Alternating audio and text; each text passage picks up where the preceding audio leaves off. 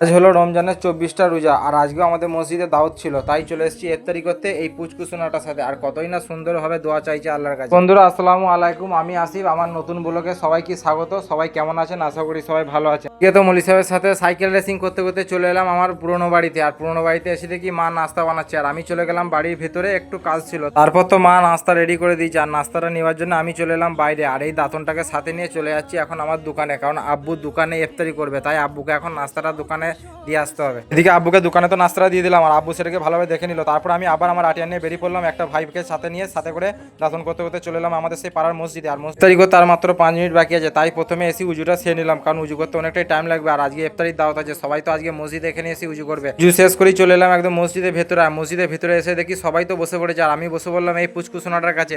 এটা হচ্ছে আমার সম্পর্কে ভাইপো আমাদের। এরপর সাথে সাথে একটা তো ভাই ছিল, এই তো দোয়া করতে ব্যস্ত, আল্লাহর কাছে এতটাই চাই যে রোজা রেখে তো আমি বুঝতেই পারছিলাম না। তারপরে তার দোয়া কমপ্লিট হলো, এবং তার খেজুর খাওয়াটা দেখে তারপরে আমি আমার ইফতারি করা শুরু করলাম। ফাইনালি এখন আমি খেজুর নিয়ে বসে বললাম, আর খেজুর নিয়ে প্রথমে ইফতারিটা শুরু করলাম। আর খেজুর খাওয়াটা কমপ্লিট করার পর আমাকে এখন একটি তরমুজ খেতে মন যাচ্ছে, তাই ভাবলাম তরমুজটা খেলি। এদিকে তো আমার ভাইয়ের 4 প্লেট কমপ্লিট হয়ে গেছে, তো তরমুজটা খেয়ে নিলাম। তো বন্ধুরা সবাই দোয়া করবেন আমাদের জন্য, আর আমাদের দোয়া সবসময় আপনাদের সাথে থাকবে। আমার এই ছোট্ট মিনি ব্লগটি আজকে ইফতারি পার্টির সাথে শেষ করলাম। খাস করে আমাদের এই ধর্মেন্দ্র ভাইয়ের জন্য দোয়া করবেন, কারণ ধর্মেন্দ্র ভাই এখন নতুন নতুন ব্যবসা শুরু করেছে। ঠিক আর মোড়েতেই ভাইয়ের দোকান, সবাই আসবেন আর খাস করে আমার ভাইয়ের জন্য দোয়া করবেন। তো আমার মিনি ব্লগটি এখানেই শেষ করলাম।